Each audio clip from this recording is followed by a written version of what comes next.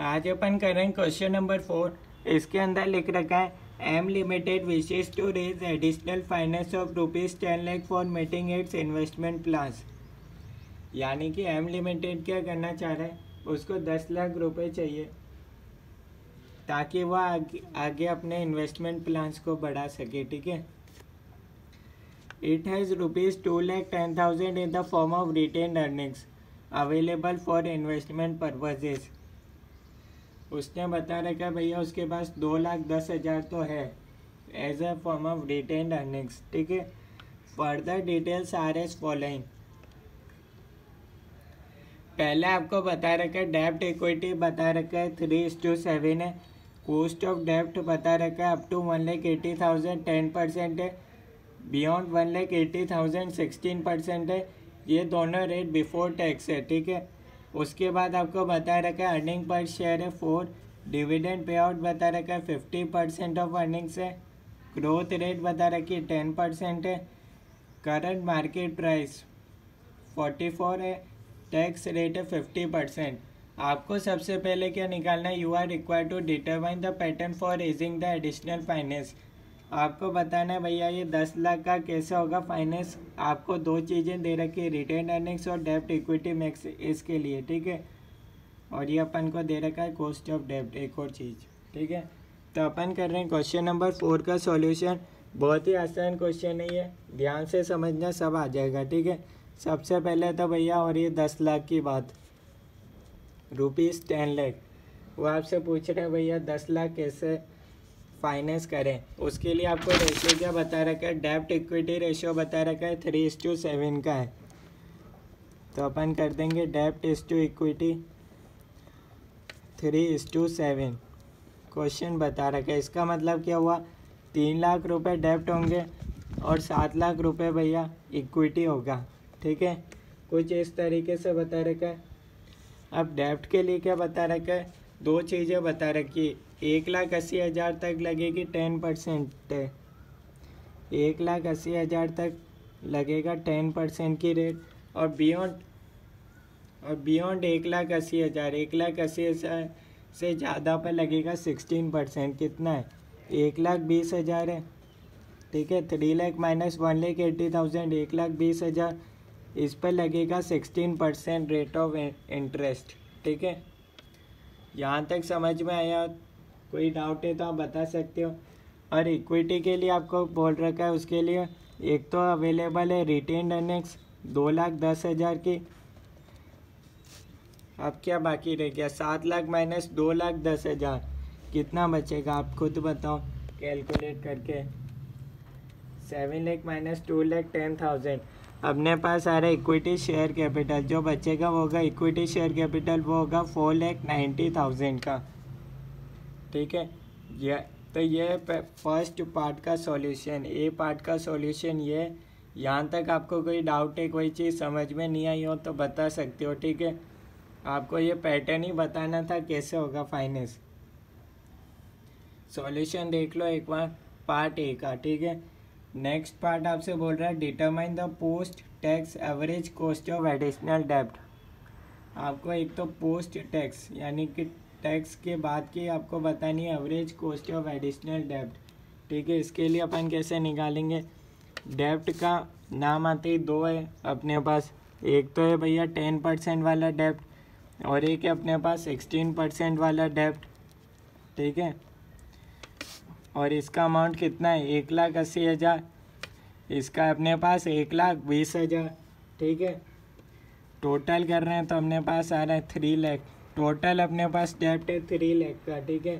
Post tax क्या होता है, इंटरेस्ट 1 माइनस टैक्स। इसका मतलब तो ये हुआ ना, इंटरेस्ट अपने पास भैया 10% वाला, टैक्स रेट क्वेश्चन में दे रखी है 50% है, 1 माइनस 0.5, तो ये हो गया भैया 5%, और ये हो जाएगा 16, 1 माइनस 0.5, ये हो गया अपने पास 8%। ठीक है। यहाँ तक आपको कोई डाउट रहा हो तो आप बता सकते हो। ठीक है।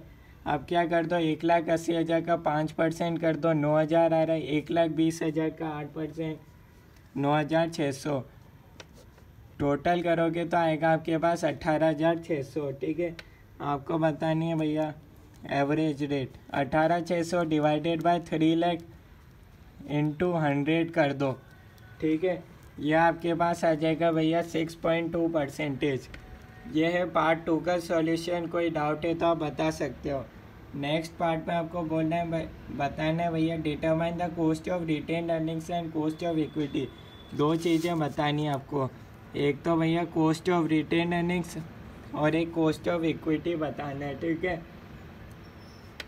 अब KR और KE कब डिफरेंट होता है? जब क्वेश्चन में फ्लोटेशन कॉस्ट दे रखी होती है। क्या क्वेश्चन में फ्लोटेशन कॉस्ट दे रखी है क्या? नहीं, क्वेश्चन में कहीं फ्लोटेशन कॉस्ट नहीं है। इसका मतलब भैया KR KE के इक्वल होगा, ठीक है। दो चीज़ें आपको बोला है, KR और KE निकालो। KR और KE इसलिए इक्वल हो रहा है क्योंकि क्वेश्चन में कहीं भी फ्लोटेशन कॉस्ट नहीं दे रखा। फॉर्मूला क्या होता है? D1 divided by P0 into 100 plus G। D1 का मतलब क्या होता है? D0 1 प्लस G, ठीक है। इस तरीके का फॉर्मूला आपने पढ़ा होगा KE का। समझ में नहीं आया हो यहाँ तक तो बता सकते हो, ठीक है। D0 कितना दे रखा है क्वेश्चन में? देखो भैया, डिविडेंड पे आउट होगा 50% ऑफ अर्निंग्स है 4 रुपये, 4 का 50% भैया 2 1 प्लस G। ग्रोथ रेट है 10% आपके पास 0.10 1.1 इंटू 2 1.1 इंटू 2 करोगे तो आपके पास आ जाएगा भैया 2.2 हो जाएगा, ठीक है। यहाँ आपके पास आ गया 2.2, ठीक है। 2.2 डिवाइडेड बाई P0 का मतलब होता है market price into 100 plus G। Growth rate है 10%, ठीक है। 2.2 divided by 44 into 100 plus G।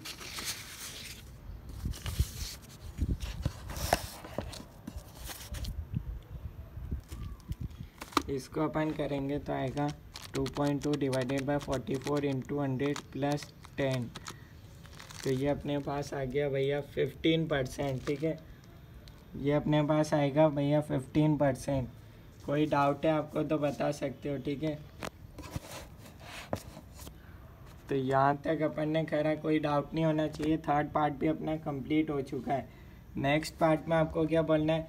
Compute the overall weighted average after tax cost of additional finance. अब आपको वेटेड एवरेज निकालना है after tax cost of additional finance, ठीक है। यानी कि क्या निकालना है? एडिशनल फाइनेंस यानी कि डेब्ट और इक्विटी का बताना है, ठीक है। डेब्ट और इक्विटी। डेब्ट है अपने पास भैया 3 लाख का और इक्विटी अपने पास 7 लाख की, ठीक है। टोटल है अपने पास 10 लाख, ठीक है। और इसकी डेब्ट की रेट क्या थी भैया? एवरेज अपन निकाल चुके हैं 6.2%, ठीक है। इक्विटी के लिए अपने पास है KE अपने पास है 15%, ठीक है। तो ये आप करोगे, मल्टीप्लाई करना है दोनों को, तो ये हो जाएगा भैया 18,600। इन दोनों को मल्टीप्लाई करना है और यहाँ हो जाएगा 7 लाख का 15%, 1,05,000। दोनों को ऐड कर दो भैया 123,600। अब क्या करोगे? 123,600 डिवाइडेड बाय 10 लाख इंटू 100 कर दो। ये आपके पास आ जाएगा भैया 12.36%, ठीक है। ये है क्वेश्चन का सॉल्यूशन। कोई डाउट है तो आप बता सकते हो, ठीक है। ये पूरा सॉल्यूशन कर दिया। कोई भी डाउट हो कमेंट्स में बता देना। कोई भी चीज़ समझ में नहीं आई हो, हर एक चीज़ मैंने एक्सप्लेन करा। यहाँ KR इक्वल्स टू KE इसलिए था क्योंकि भैया फ्लोटेशन कॉस्ट क्वेश्चन में गिवन नहीं था। अगर फ्लोटेशन कॉस्ट होता तो P0 चेंज हो जाता, फिर अपन दोनों का अलग निकालते KR और KE, ठीक है। और कोई डाउट आना नहीं चाहिए। पार्ट A का पार्ट B, पार्ट C और पार्ट D सॉल्यूशन है। कोई भी डाउट हो बता देना कमेंट्स में, ओके। ऐसे इजी आपको ट्रिक्स जानने, क्वेश्चन सॉल्व करने के, तो आप हमारे चैनल पर बने रहिए, ओके।